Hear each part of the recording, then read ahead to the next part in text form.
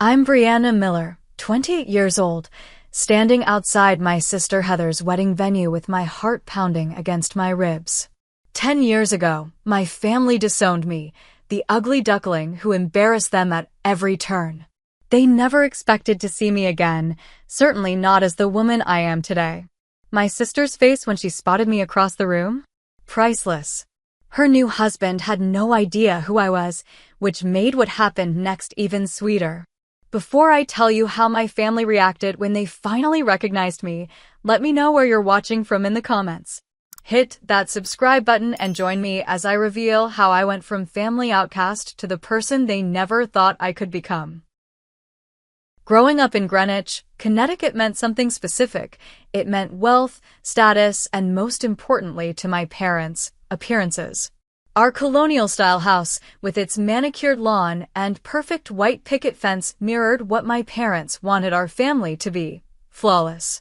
My mother, Catherine Miller, was the quintessential socialite, always dressed in designer clothes, her blonde hair perfectly styled, her smile practiced to perfection for country club gatherings. My father, Richard Miller, was a prominent investment banker whose greatest pride seemed to be the connections he maintained and the impression his family made on others. Then there were us kids, my older sister Heather and me. From the beginning, the contrast between us was stark and never went unnoticed. Heather was blessed with our mother's natural beauty. Tall, slender, with flowing blonde hair and bright blue eyes that charmed everyone she met. She was the perfect daughter in every way: homecoming queen, straight-A student, tennis team captain. When Heather walked into a room, people noticed. My parents beamed with pride whenever she accomplished anything, from winning the science fair to being asked to prom by the quarterback. I, on the other hand, was the disappointment. While Heather flourished, I struggled with severe acne that covered my cheeks and forehead, metal braces that made me self-conscious about smiling, and 20 extra pounds that made me hide in baggy clothes. My mousy brown hair never seemed to style right, and my glasses were constantly sliding down my nose. At family functions, relatives would gush over Heather, then turn to me with that pitying look that said everything without words. "Brianna, why can't you put some effort into your appearance like your sister?" my mother would ask while applying her lipstick before parties. First impressions are everything in this world. My father was less direct but equally damaging.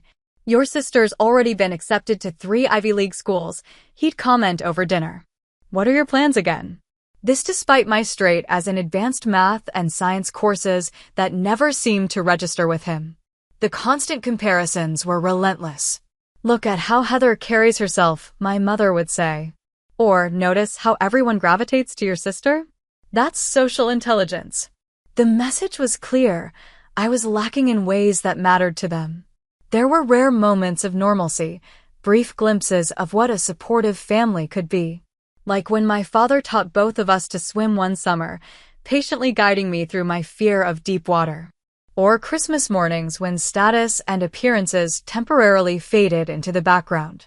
These memories somehow made everything worse. They showed me what we could have been if appearances hadn't mattered so much. School wasn't much better. While Heather collected friends effortlessly, I found myself eating lunch alone, buried in books about computer programming and technology. Something about coding spoke to me. In that world, what mattered was your skill and logic, not how you looked or who your family was. I started teaching myself to code when I was 14, creating simple games and websites in my bedroom while Heather hosted sleepovers downstairs. "Nobody cares about computers, Brianna," my mother said once, finding me hunched over my laptop at midnight. "You should be focusing on social skills. That's what will get you ahead in life." The one person who saw me differently was my grandmother Eleanor. Unlike my parents, Grandma Eleanor valued substance over style. During summer visits to her modest home in Vermont, I could breathe.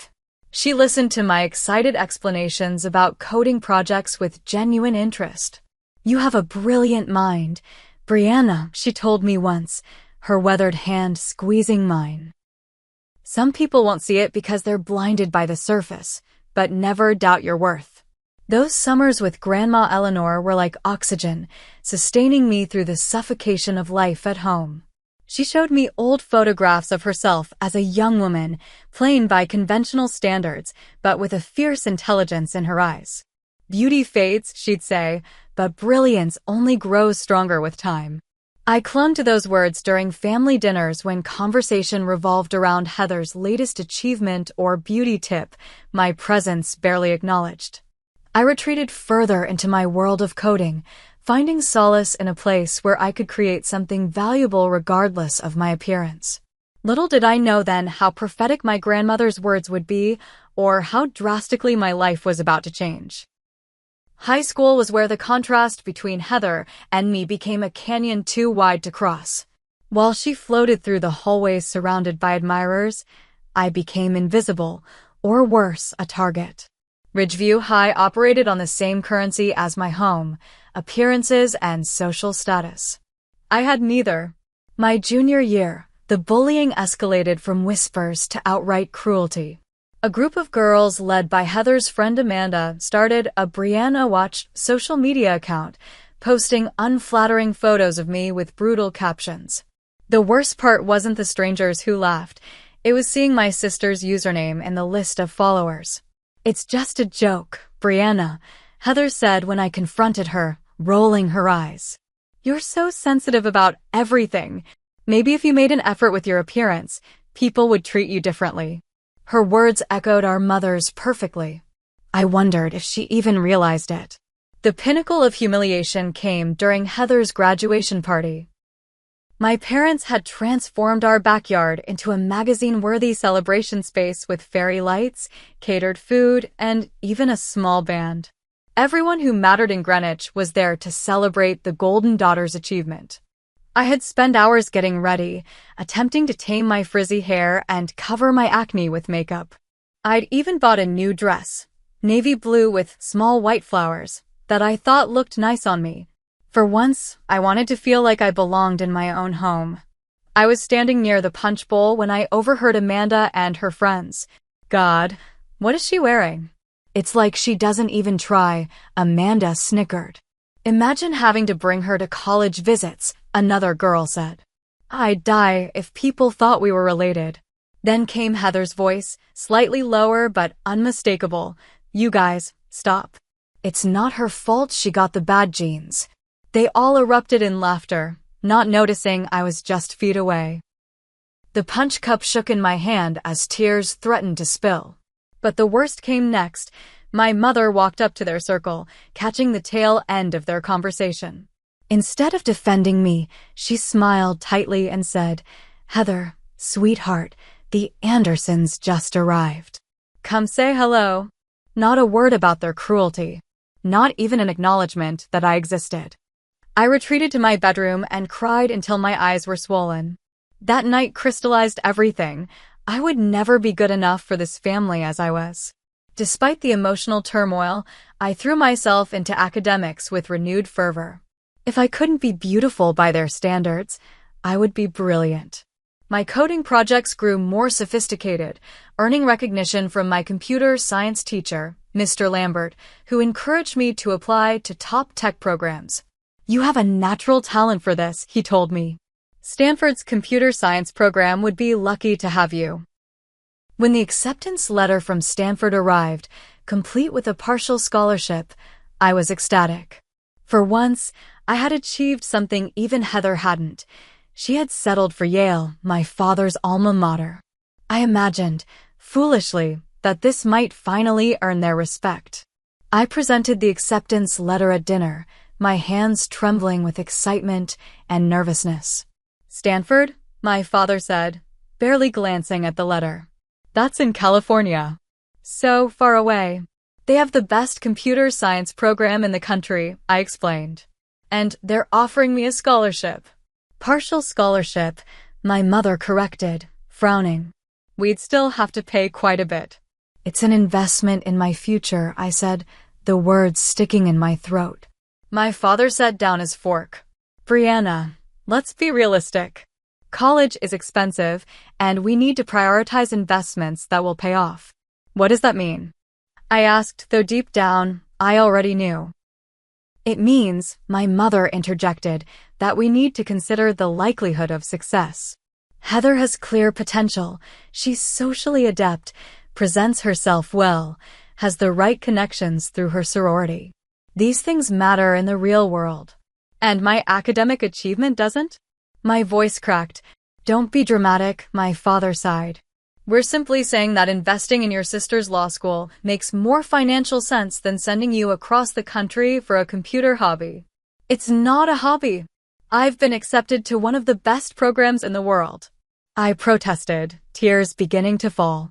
Brianna, my mother said coldly, looking at you now, emotional, disheveled, making a scene. Do you really think you're prepared for the professional world? You can barely make it through a family dinner. The words struck like physical blows. But what came next was the final cut. Let's be honest, my father said. You're the ugly duckling of this family, and no college degree is going to change that. In our world, presentation matters. Connections matter. You simply don't have what it takes. The room fell silent. Even Heather looked uncomfortable.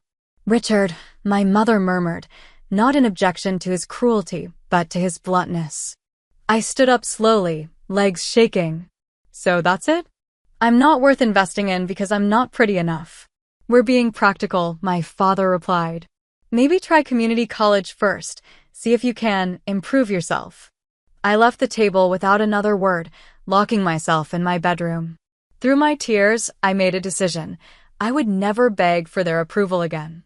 The next day, Grandma Eleanor called, somehow sensing something was wrong. When I told her everything through sobs, she was silent for a long moment.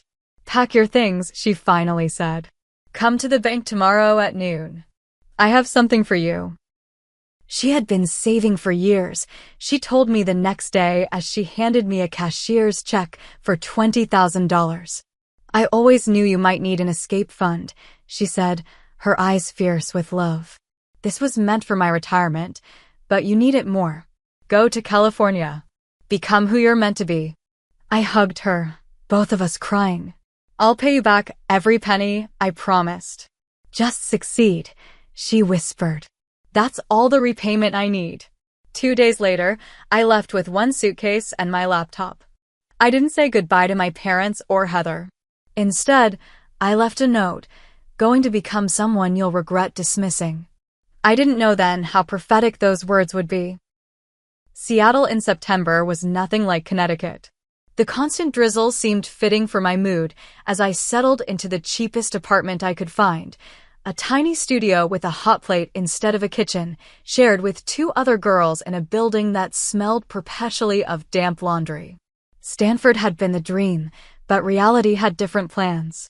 The University of Washington had offered me a last-minute spot with a decent financial aid package when I explained my situation. Those first months tested every ounce of my resolve.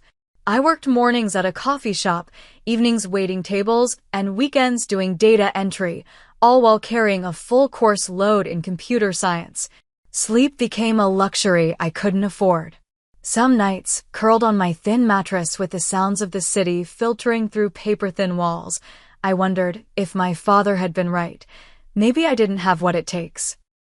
My roommates, Lynn, a biochemistry major, and Dakota, an art student, became my first friends by proximity rather than choice. They witnessed my darkest moments, like when I got the call that my partial tuition payment was due and I was still $1,000 short. You've barely eaten all week, Lynn observed, pushing a plate of her homemade dumplings toward me as I calculated my finances for the 100th time. I'm fine, I insisted, though my stomach growled in betrayal. Take the food, Dakota said firmly. And take this. She handed me a flyer for a coding competition with a $2,000 prize. Your weird robot programs are good. You should enter. I almost didn't. The voice in my head, sounding suspiciously like my mother's, kept whispering that I would embarrass myself. But desperation proved stronger than doubt. The competition required creating an algorithm for optimizing urban traffic flow. I worked on it for 72 straight hours, fueled by vending machine coffee and determination. When I presented my solution, my hands shook so badly I nearly dropped my laptop. But as I explained my approach, something strange happened. People listened. The judges asked questions that indicated genuine interest, not pity or dismissal. I didn't win first place, but my third-place finish came with a $1,000 prize and something far more valuable, validation from people who understood the field. One of the judges, Professor Morgan, approached me afterward. "Your solution showed remarkable insight," she said, her gray eyes sharp behind round glasses. "Especially for a freshman. Are you planning to specialize in algorithm development?" For the first time, someone was asking about my mind, not my appearance. The sensation was so novel it took me a moment to respond. Professor Morgan became my mentor, recommending me for research assistantships and introducing me to her contacts in Seattle's growing tech scene. Under her guidance, I began to see my potential through her eyes rather than my family's. "The tech industry needs minds like yours," she told me during one of our weekly meetings. "Creative, resilient, and unafraid to challenge conventional approaches." By the end of my first year, I had secured a summer internship at a small security software company. The pay wasn't much, but the experience was invaluable. I felt myself growing not just as a programmer, but as a person. For the first time, I was in an environment where my appearance was irrelevant compared to what I could create.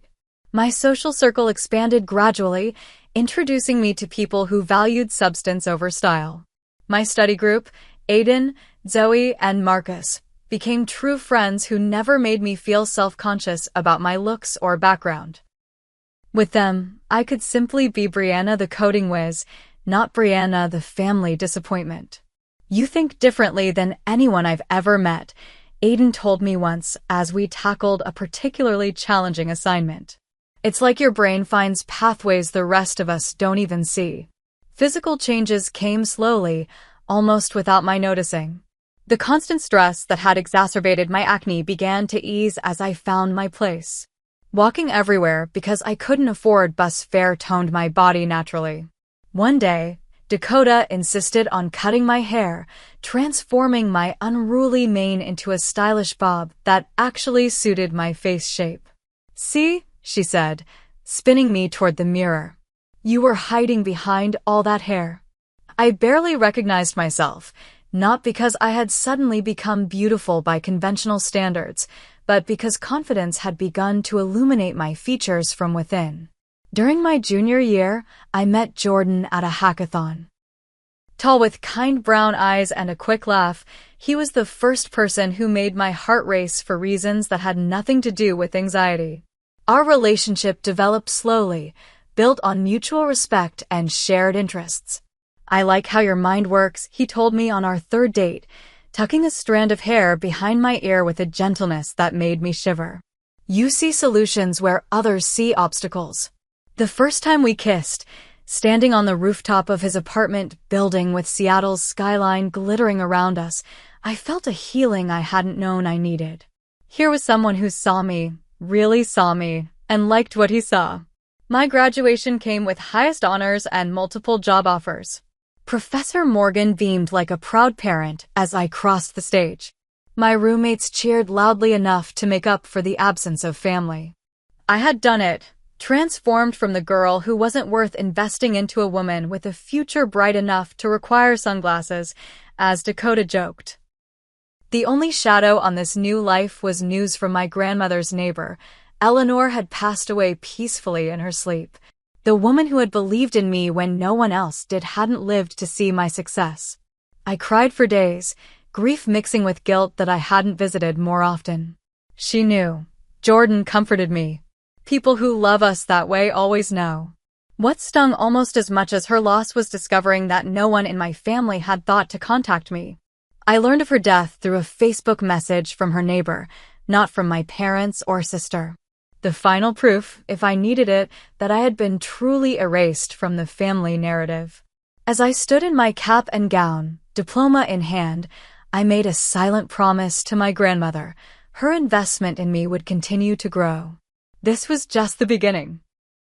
My career began at Vertex Security, a mid-sized cybersecurity firm in Seattle.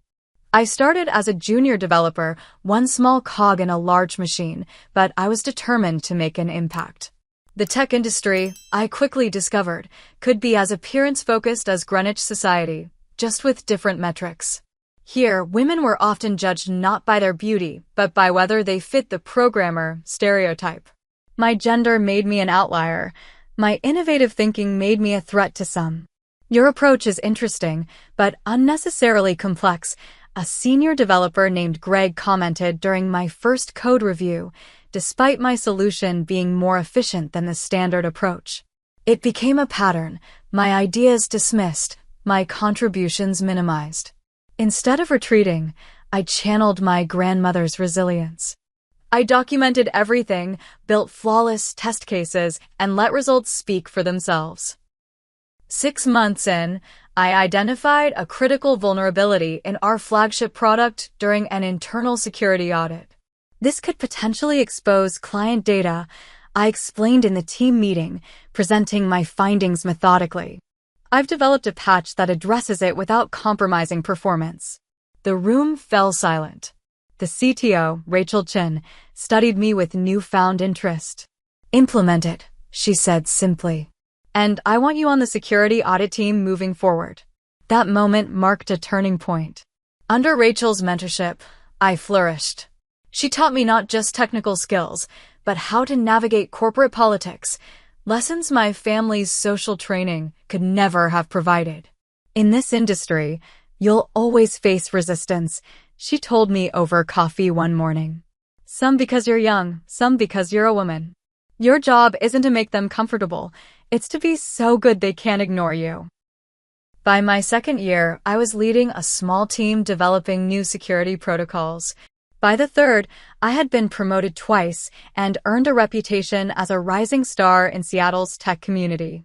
My salary had increased enough to afford a comfortable apartment with a view of Puget Sound, a far cry from my first cramped studio. Then came the breakthrough that would change everything. While working on a client's ransomware recovery, I identified patterns that led me to develop a new algorithm for predictive threat detection.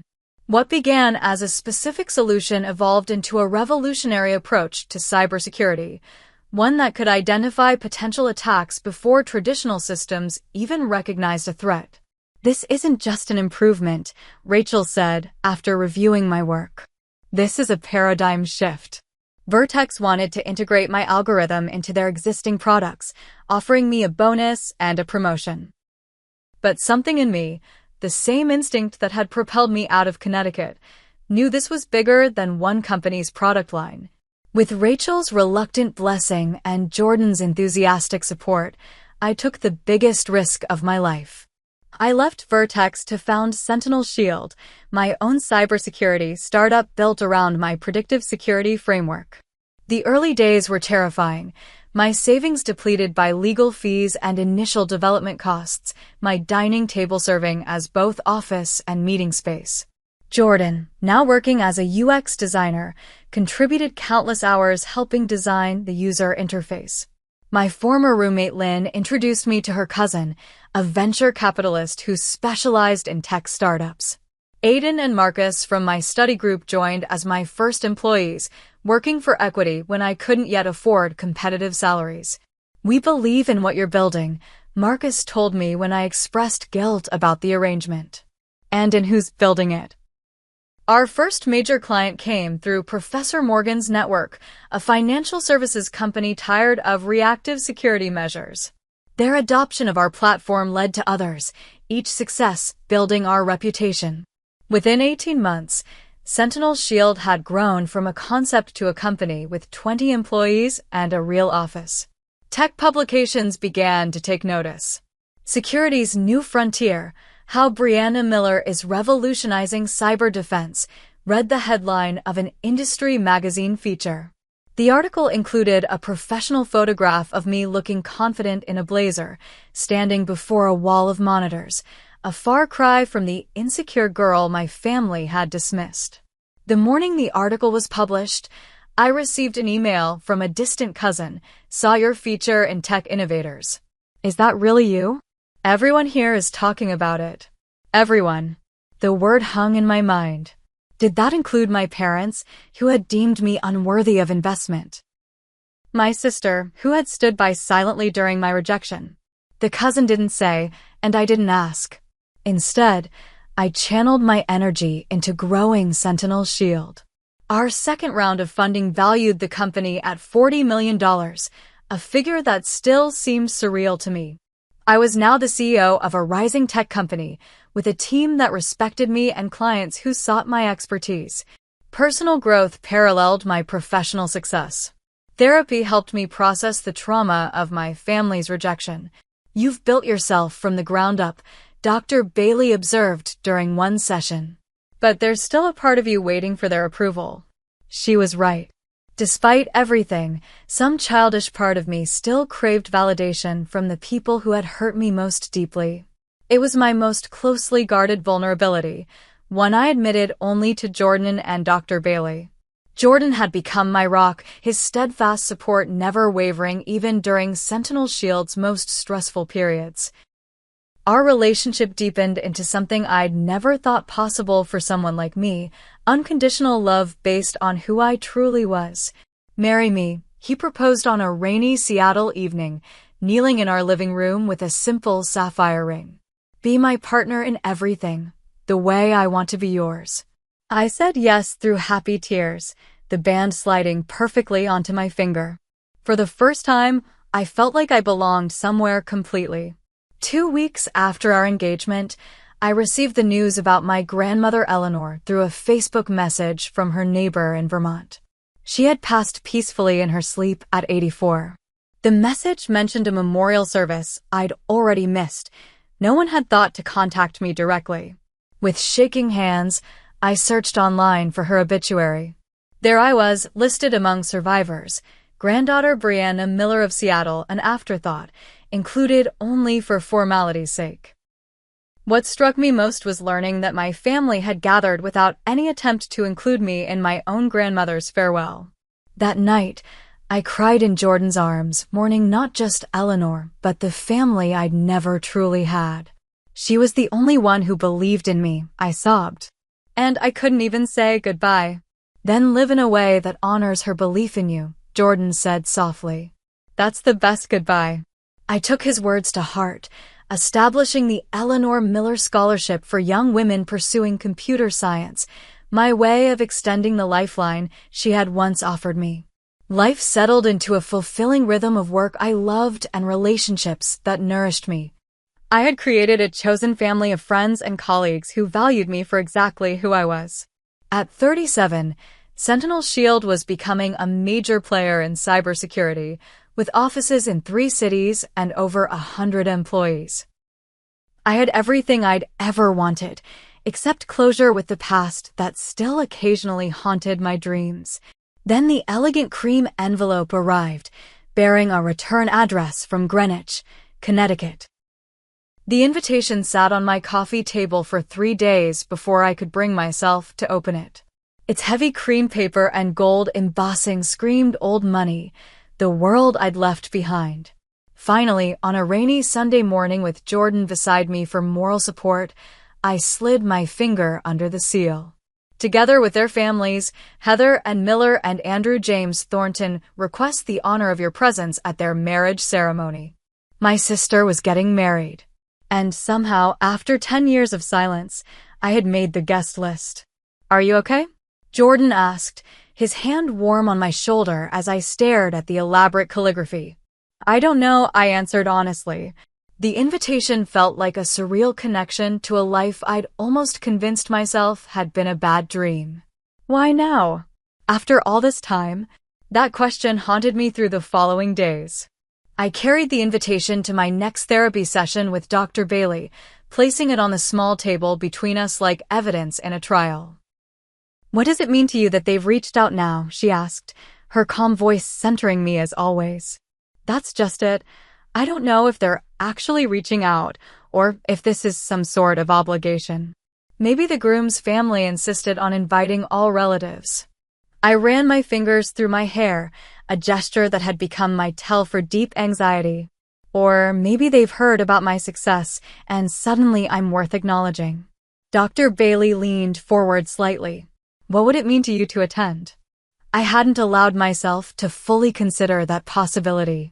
Closure, maybe? Or reopening old wounds? I honestly can't decide which is more likely. We spent the hour examining my options from every angle. By the end, I still hadn't made a decision, but I had clarity about what factors should guide it. Remember, Dr. Bailey said as our session concluded, attending or not attending are both valid choices. The important thing is that you make the decision from a place of strength, not from that wounded 18-year-old's perspective. Jordan, as always, offered his unconditional support. Whatever you decide, I'm with you, he promised over dinner that night. If you want to go, I'll be by your side.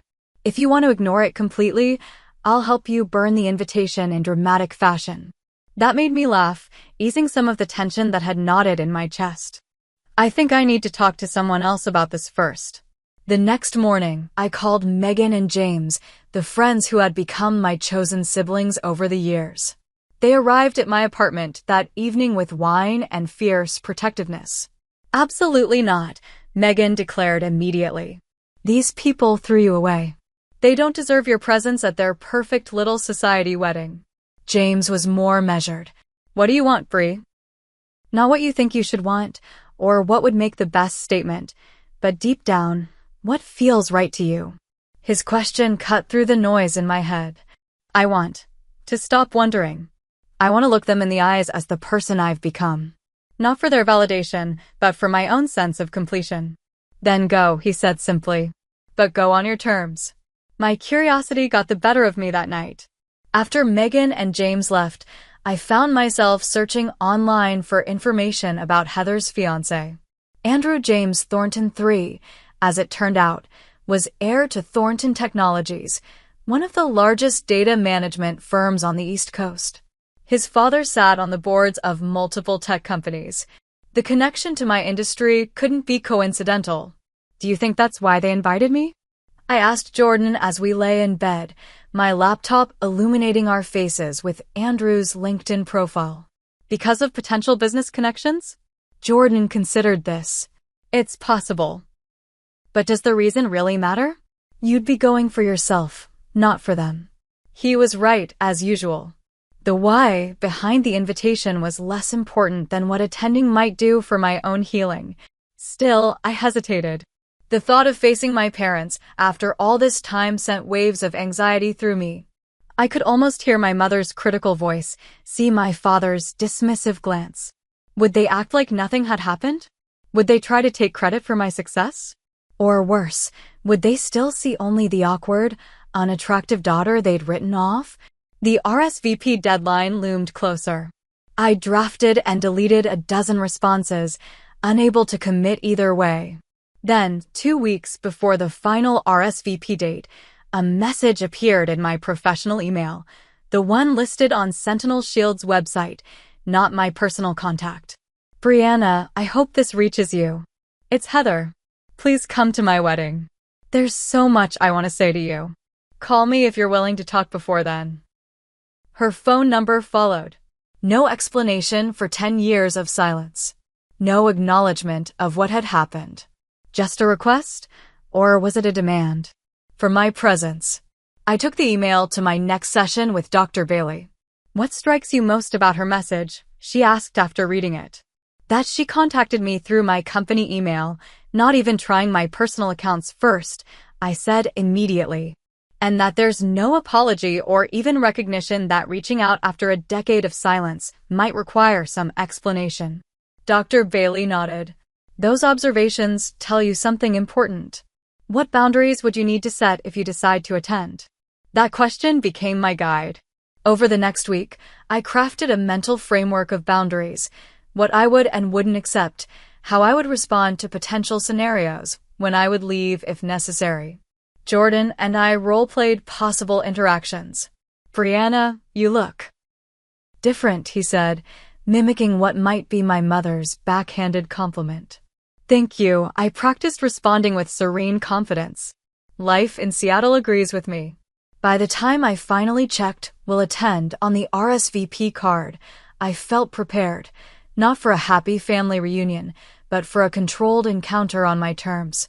I added +1 next to my name, drawing strength from knowing Jordan would be with me. I chose not to call Heather before the wedding. Whatever she wanted to say could be said in person. I would give her that opportunity, but I wouldn't make it easy.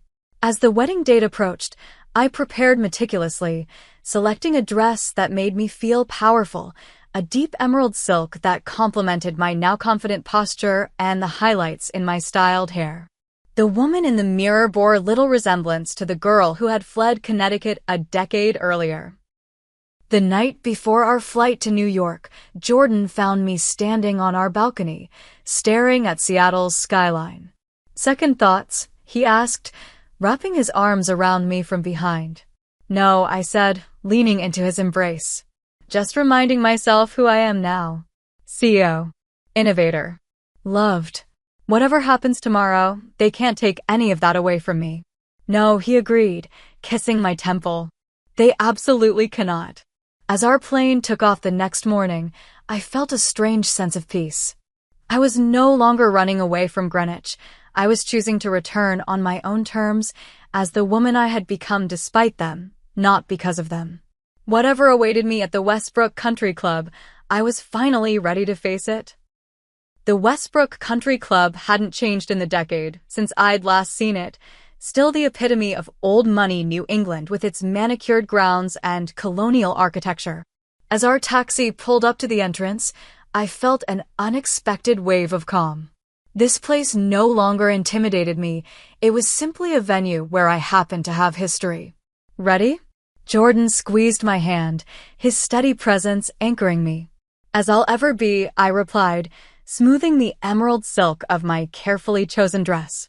The ceremony wasn't scheduled until 4, but we'd arrived early for the pre-wedding gathering, my deliberate choice to face my family in a more casual setting first. We followed the elegant signs directing guests to the garden terrace, where waiters circulated with champagne and hors d'oeuvres. The scene was exactly what I'd expected: Connecticut's elite in summer finery, air kisses exchanged between women with perfect highlights, men in linen blazers discussing the stock market. It was like stepping into a time capsule of my former life. What I hadn't anticipated was that no one would recognize me. "Are you friends of Andrew or Heather?" asked an elderly woman I distinctly remembered as my mother's bridge partner, Mrs. Ellison. "Family, actually," I replied with a smile that revealed nothing of my inner turmoil. "Oh!" "From which side?" she pressed, clearly trying to place me among the familiar Connecticut surnames. "The Miller side. I'm Brianna." I watched her face, waiting for recognition. Her expression remained politely blank. "How lovely. I don't believe Heather has mentioned you." Of course she hadn't. I'd been erased from the family narrative so completely that even those who had known me since childhood couldn't connect the confident woman before them with the awkward girl they'd dismissed. Jordan and I moved through the gathering, a strange sense of invisibility surrounding us. I overheard snippets of conversation about Heather's perfect match and the merger of two great families, because that's what this wedding really was, a merger, just as my parents had always planned. Then I saw them, my parents, standing near the stone balustrade overlooking the golf course. My mother, Catherine, still slender and blonde though with more obvious help from her stylist now. My father, Richard, his hair grayer but his posture still radiating authority.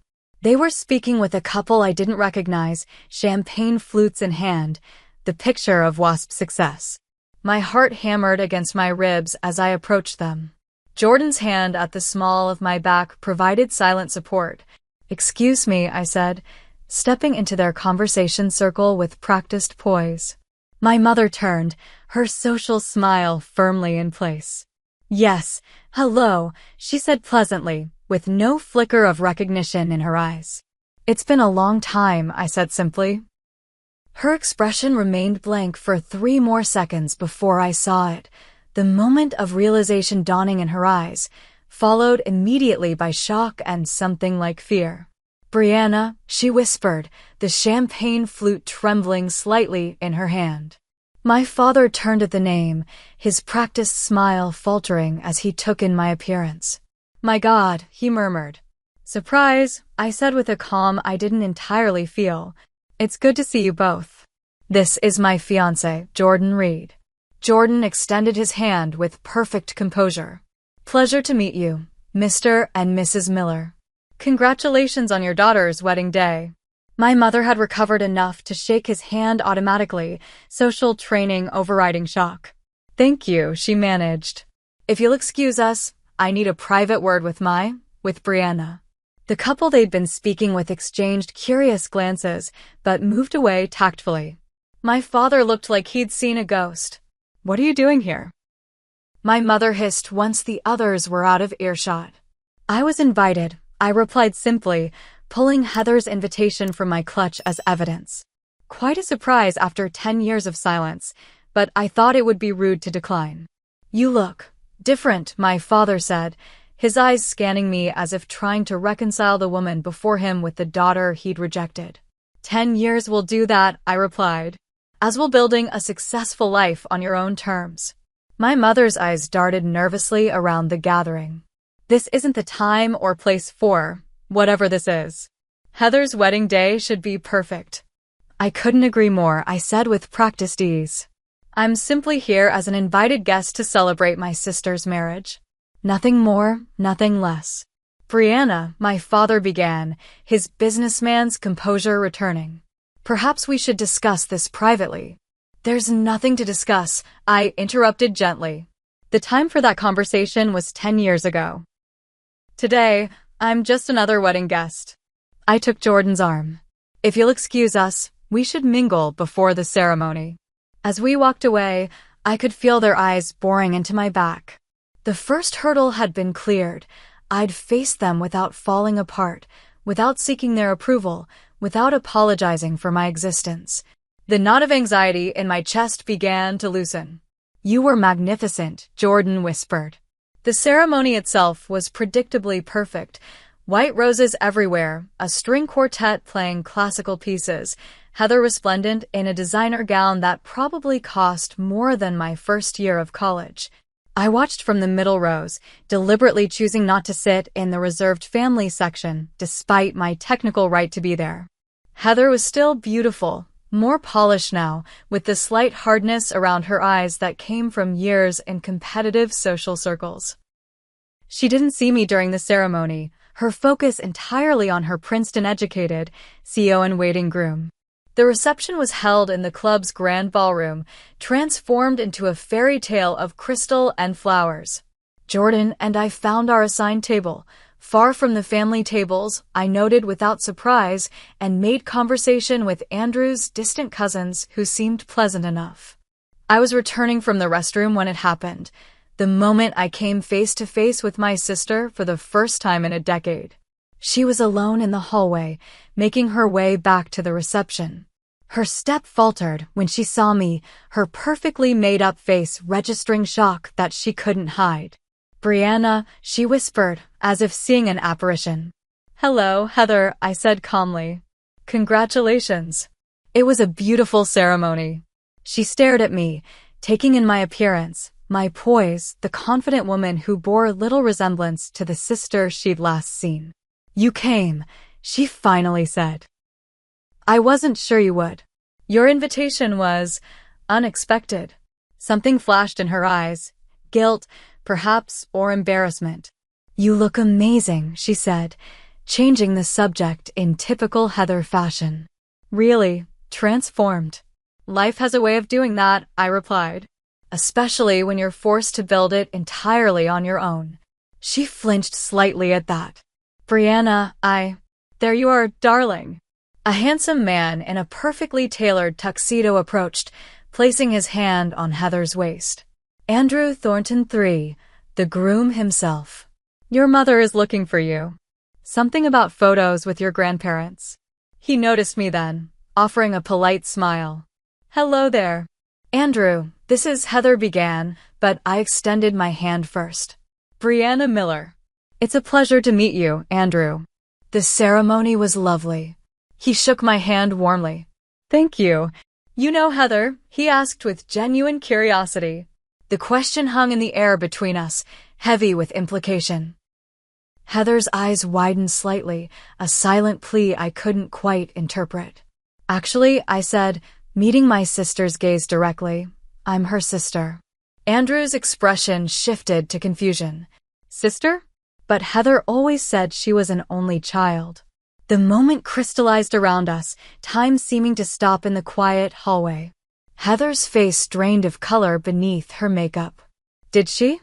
I said softly. How interesting. There must be some misunderstanding, Heather said quickly.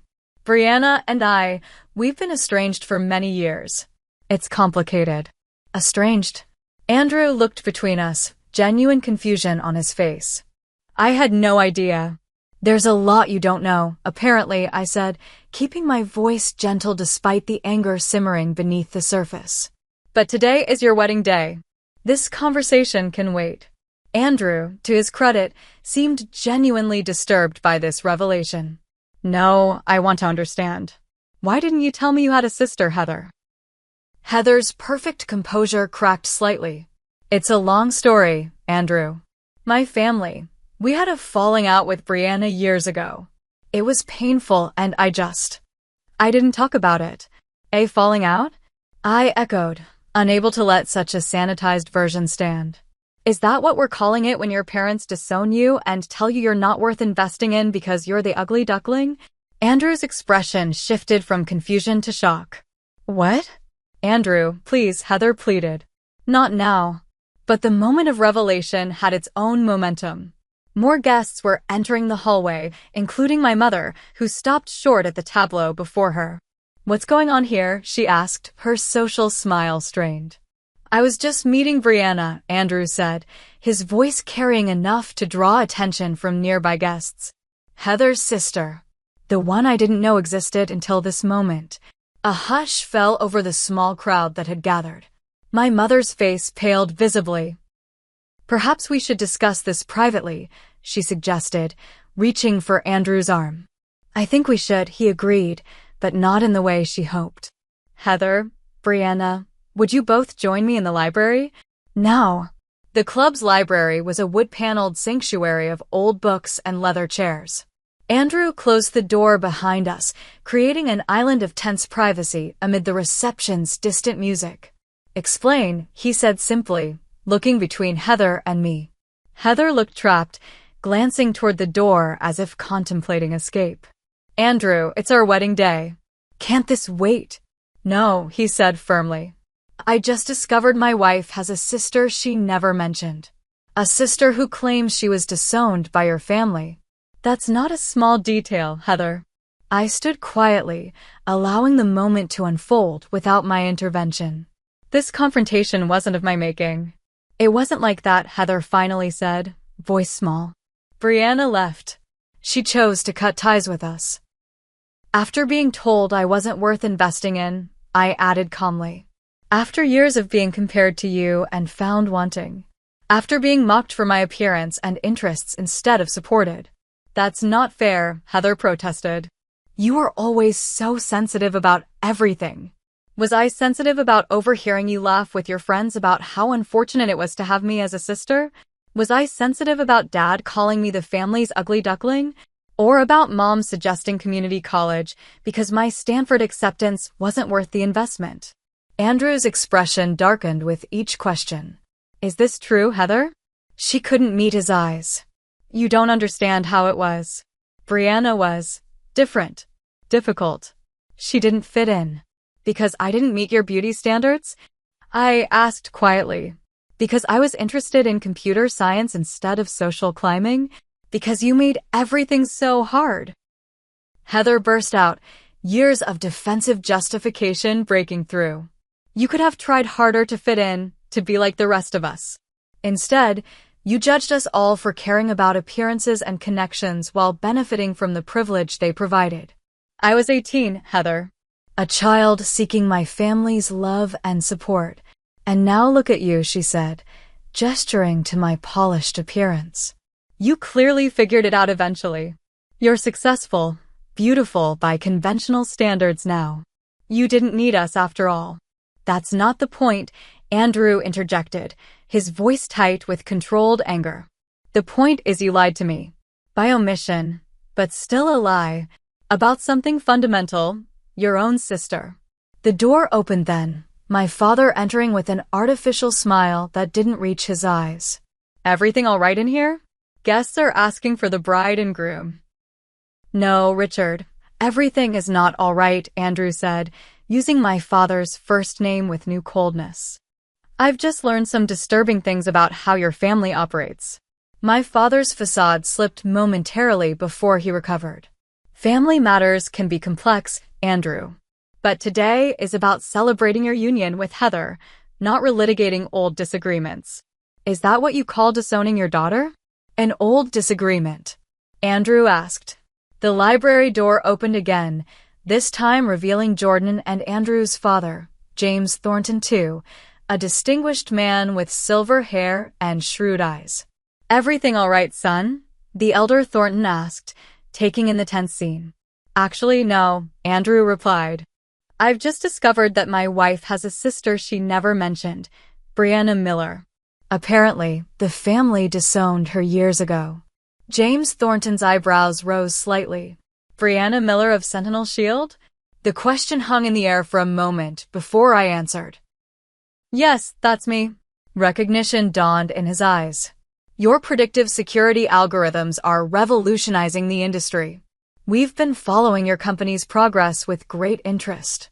My father's expression shifted from dismissive to calculating so quickly it would have been comical in another context. Brianna has done quite well for herself, he said, as if he'd supported me all along. Without any help from you, Jordan noted, speaking for the first time since entering. In fact, despite your active hindrance. Young man, you don't understand family dynamics, my father began. I understand human decency, Jordan interrupted. And from what Brianna has shared, and what I'm witnessing now, that seems in short supply in your family. The tension in the room was thick enough to cut. James Thornton looked between his son and the Millers with growing concern. Andrew, he said carefully, there are 200 guests waiting. Whatever the situation is, perhaps it can be addressed after the reception. Andrew turned to me, his expression troubled but respectful. Brianna, I apologize for my role in this uncomfortable situation. I had no idea about any of this. You have nothing to apologize for, I assured him. This isn't your burden to bear. He nodded, then turned to Heather. We'll return to the reception because it's the responsible thing to do. But afterward, we need to have a serious conversation about honesty and values. Heather's perfect wedding day expression had crumbled entirely. She nodded mutely, tears threatening to spill. As everyone prepared to return to the reception, my mother approached me, her voice low. Was this your plan all along? To ruin Heather's wedding day with ancient history? I met her gaze steadily. No, Mother. I came because I was invited, against my better judgment. The truth emerging isn't my fault. It's the consequence of years of lies and erasure. You've changed, she said, her eyes assessing me in that calculating way I remembered so well. Yes, I agreed. I have, but not in the ways you think. My worth didn't increase with my success or appearance. It was always there. You just couldn't see it. Jordan and I returned to the reception, where we stayed for another hour, long enough to be polite, but not so long as to prolong the discomfort. As we prepared to leave, Heather found me near the coat check. You couldn't just let me have this day, could you? She asked, voice trembling with emotion. I didn't come to disrupt your wedding, Heather. I came because after 10 years, I thought maybe there was a chance for reconciliation. I should have known better. So this is my fault too? Like everything always was? No, I said gently. But it's not mine either. The truth was always going to come out eventually. I'm sorry it happened today, but I didn't engineer that moment. She was quiet for a moment, vulnerability breaking through her perfect bride facade. He's so angry with me, she whispered. He values honesty. That's not a character flaw. What happens now? She asked, suddenly sounding like the little sister I'd once known. That depends on you, I said, and on whether there's anything real left between us to salvage. I handed her my business card with my personal number written on the back. If you want to talk, really talk, call me. But only if you're ready to be honest about the past. As Jordan and I left the Westbrook Country Club, I felt lighter somehow, as if putting the truth into the open air had released a weight I'd carried for a decade. Whether anything would come of this confrontation remained to be seen, but for the first time, I had faced my family on my own terms, not as the rejected ugly duckling, but as the woman I had fought to become. Our hotel room felt like a sanctuary after the emotional intensity of the wedding. I kicked off my heels and collapsed onto the bed, mentally and physically exhausted. You were incredible today, Jordan said, loosening his tie. How are you feeling? I stared at the ceiling, taking inventory of my emotions. Strangely, peaceful, I finally answered. Not the closure I expected, but a kind of release.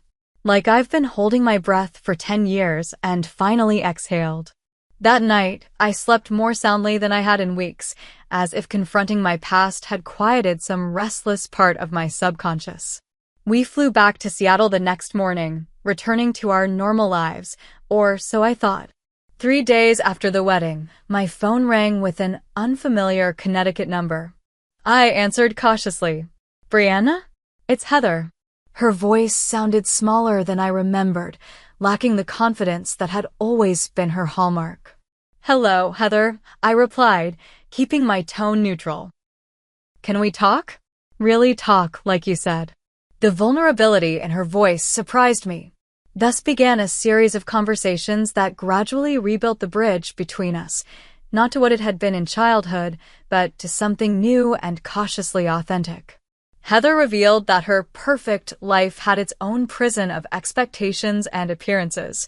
Andrew had insisted on couples therapy after the wedding revelation, forcing her to confront truths she'd spent years avoiding. I was jealous of you, she admitted during our third call, the confession clearly difficult for her. Everyone thought I had everything because I was pretty and popular, but you had this brilliant mind and inner strength. You didn't need their approval the way I did. I would have traded my brilliant mind for their love in a heartbeat back then, I told her honestly. I know.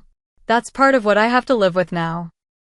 Andrew, it turned out, had been raised with very different values than the Millers despite his similar socioeconomic background. His parents had emphasized integrity and personal achievement over appearances. The revelation about how the Millers had treated me had shaken his faith in the family he'd married into. My parents were a different story. My mother called once, her approach typically strategic.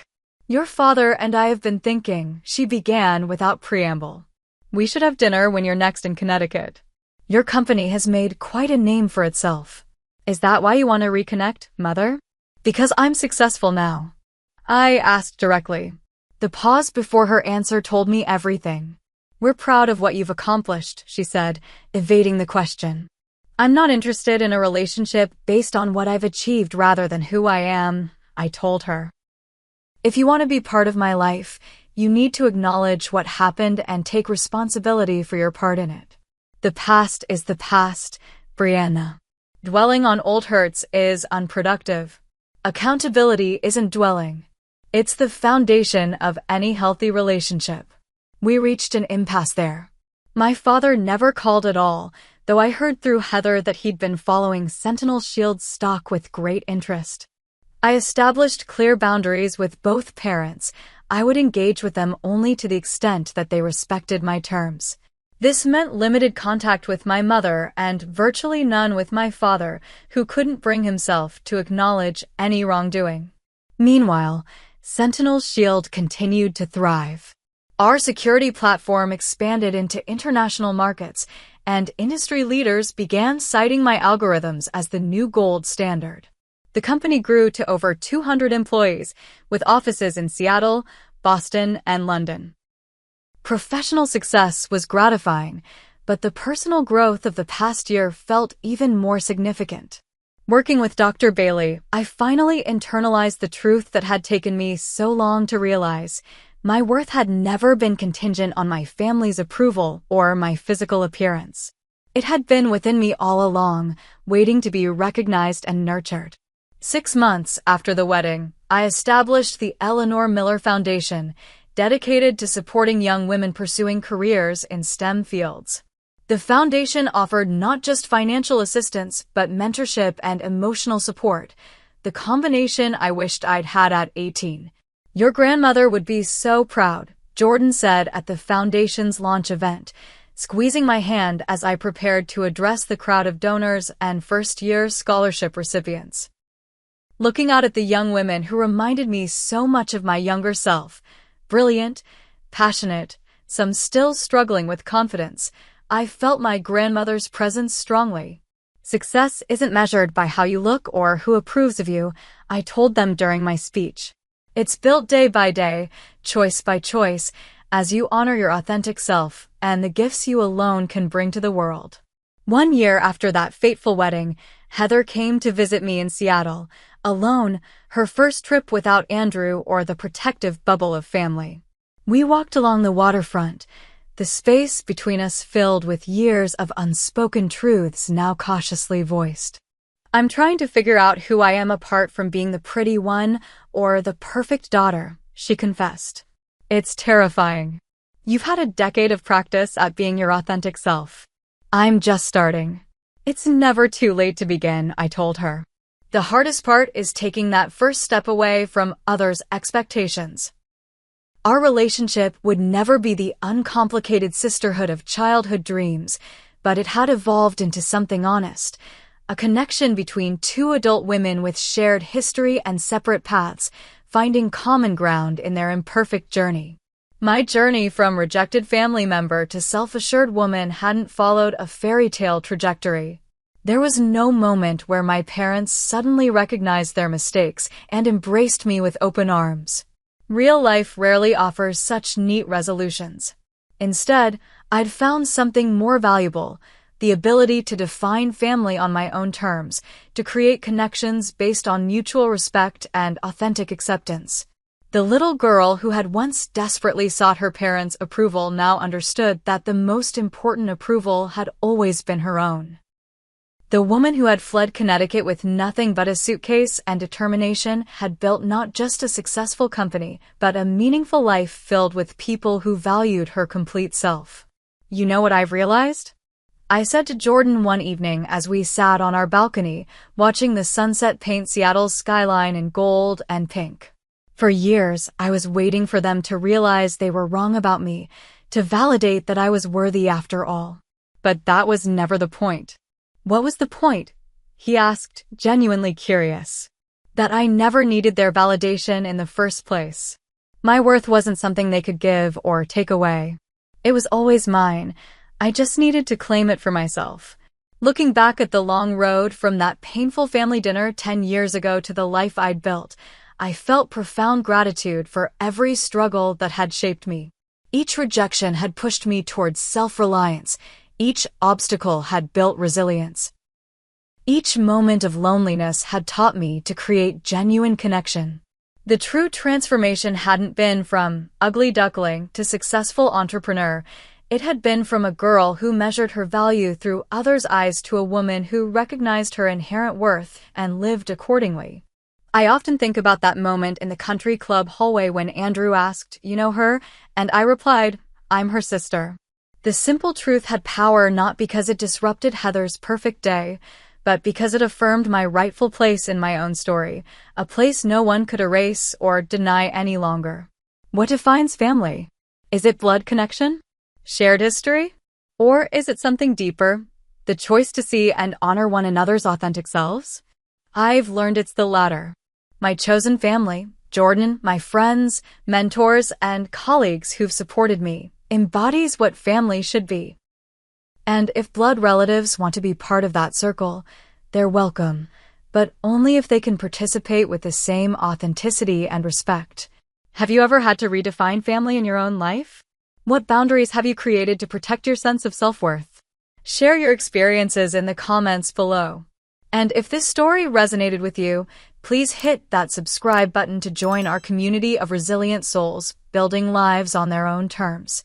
Remember, your worth isn't determined by those who couldn't see it. It's affirmed by your courage to live authentically despite them. Thank you for joining me on this journey, and until next time, hold your head high and know that you are enough, exactly as you are.